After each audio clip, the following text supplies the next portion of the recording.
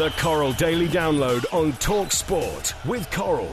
Your best bet for breakfast. Morning, Dave. How are you? Good morning, Dan. Morning, Phil. Listen, will you let me know how you get on with this Dartford crossing charge? Because I've had to start an account as well, and I don't know. I've been going backwards and forwards for the last week. I don't know if I've been, if I've paid or if I'm going to get fines or not. It's all very, very confusing. Well, for me. I got told it was 24 hours.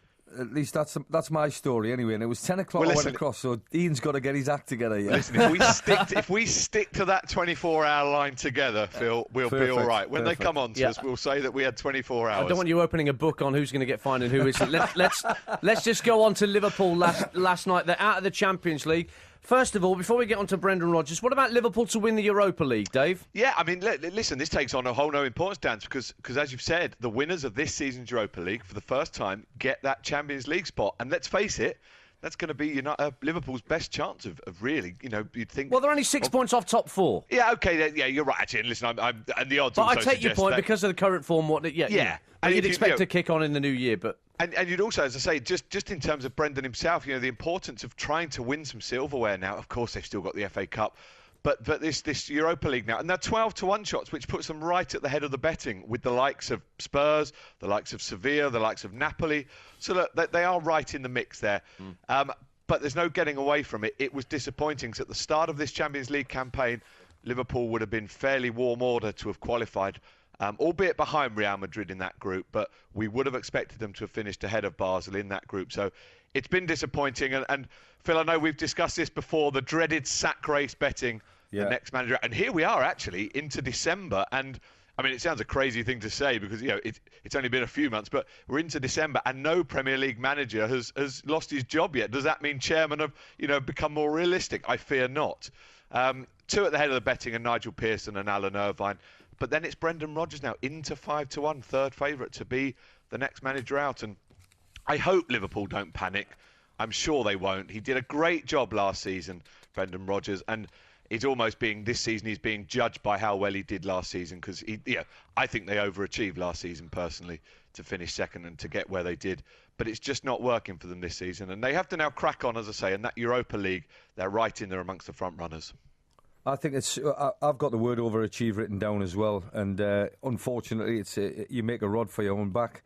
The better you are, the worse it becomes the following season if you don't achieve anywhere near, and therefore the sack race starts. But for him to be third favourite, no, I don't think the Liverpool hierarchy will be paying any notice to that whatsoever. I think Brendan's done a fabulous job. Do you know what? And Dave, that's the one market, and I don't mean to be unkind to you, but that's the one market I never touch. Either next manager to go or next manager to come in. They must be the most volatile markets you guys deal in. Yeah, they are, but they're also. I mean, we're just kind of filling a demand. Listen to John Cross when he's on. Listen to any of the journalists, any of the pundits. Read the papers. Managers are under an enormous amount of pressure, and as I say, I've mentioned this to Phil before and sort of said to him, how did Phil feel when we as bookmakers offer these markets?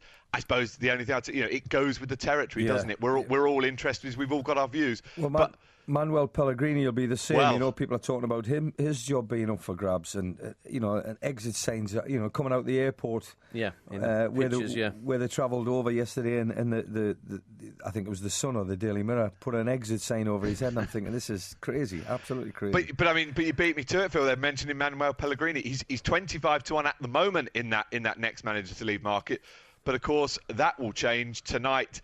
If and when they go out of the Champions League. Now this Group E is fantastic. It's the best group of all in terms of obviously Bayern are through. We know that, but Roma 5-6 favourites to qualify in that second spot.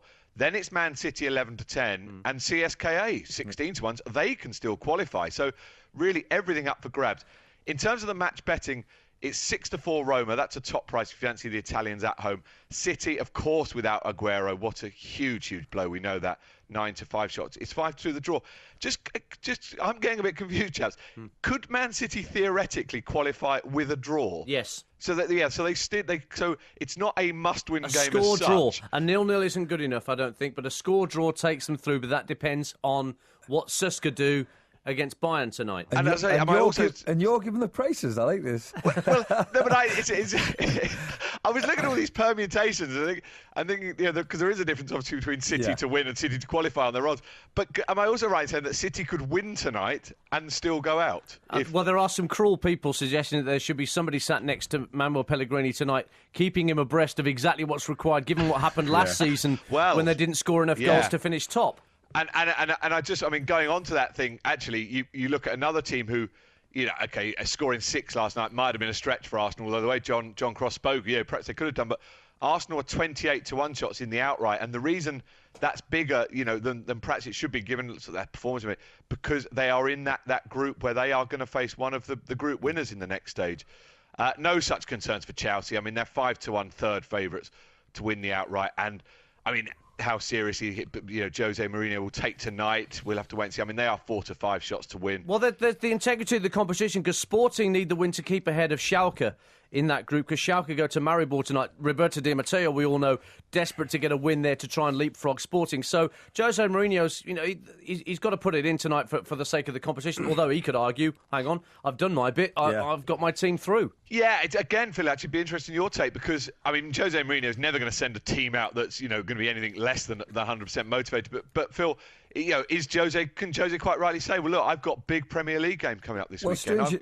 I'm through. That's up to the others now. Well, strangely enough, we have rules and regulations in the lesser competitions. I'm talking about at our level, JPT. You have to play 6 players from the previous Saturday. You have to play your 6 most relevant players in the team. So there are rules and regulations to force us into playing a certain team.